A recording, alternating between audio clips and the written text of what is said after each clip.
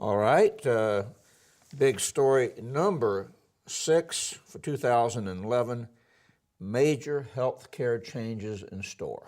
Yeah, and this one could be moved up. This story, I think, in terms of its long-term impact, this is a really fundamental change in the way that the state treats the poor in terms of their health care.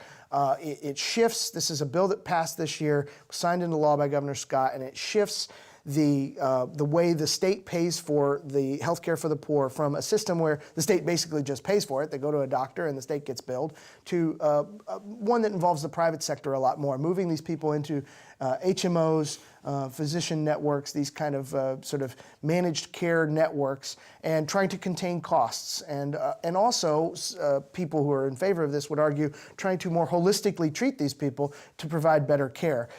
This is a huge fundamental change in healthcare. It's several years down the road because the federal government still has to approve it. I think they will eventually.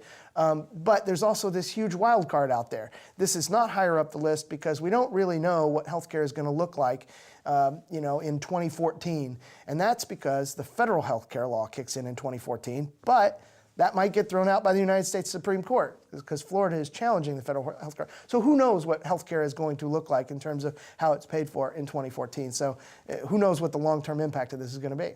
This is one of the true drivers of cost in the state budget, so something's got to give. Absolutely. It eats up. It's Pac-Man eating up the budget.